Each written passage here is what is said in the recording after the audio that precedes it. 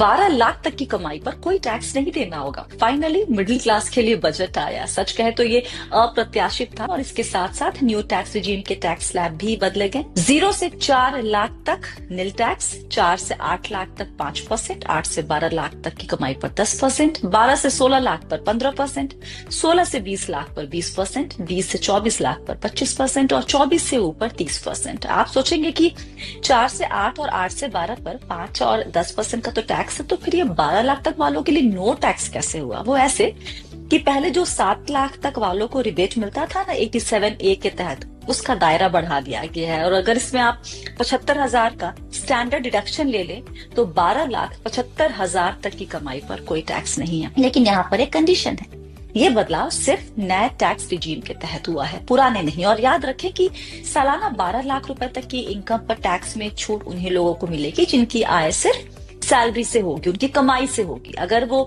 Share market या किसी और माध्यम से कमाई करते हैं तो उन्हें इसका लाभ नहीं मिलेगा। पुराने टैक्स रिजीम में कोई बदलाव नहीं किया गया, बदलाव तो क्या जिक्र भी नहीं किया गया। तो हमें लगता है कि बहुत जल्द वो बीते दिन की बात बन जाने वाला है। इन सारे बदलाव से सरकार को डायरेक्ट टैक्स में 1 लाख करोड़ और इनडायरेक्ट टैक्स में 2,600 करोड़ के रेवेन्यू को 2025 के बजट में 12 लाख तक की इनकम पर जीरो टैक्स वाली घोषणा ने सारी महफिल लूट ली। लेकिन ये छूट सिर्फ न्यू टैक्स रिजीम चुनने वालों के लिए है। ओल्ड टैक्स रिजीम वालों को राहत देना तो दूर, वित्त मंत्री ने कोई जिक्र तक नहीं किया। नमस्ते, मैं हूं आदित्य। क्या बचत और निवेश को बढ़ावा देने वाली ओल्ड टैक्स रिजीम खत्म हो जाएगी? सरकार क्यों चाहती है लोग ज्यादा पैसा खर्च करें और इसका क्या इम्पैक्ट होगा, जानेंगे आज के एक्सप्लेनर में। इस पर टैक्स एक्सपर्ट बलवंत जैन कहते हैं, ओल्ड टैक्स रेजिम में उसको लिटरली है ना वो इंजेक्शन दे दिया है, तो धीरे धीरे वो अपनी मौत मर जाएगा। न्यू टैक्स रेजिम को बढ़ावा देने के लिए जैसे 12 लाख रुपए तक की अगर आपकी नॉर्मल इनकम है तो आपको कोई टैक्स नहीं देना पड़ेगा। वहीं इस घोषणा के बाद पुरानी टैक्स रिजीम में बने रहने का कोई आकर्षण नहीं बचा।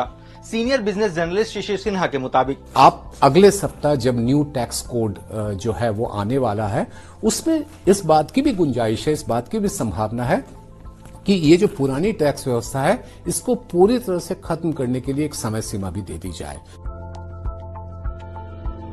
एक्सपर्ट्स का मानना है कि इसके पीछे 4 बड़ी वजहें हैं।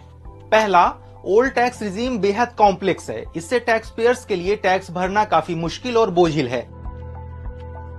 दूसरा, सरकार का मानना है कि कम छूट और कम कटौती से टैक्स चोरी या हेरफेर को रोका जा सकता है।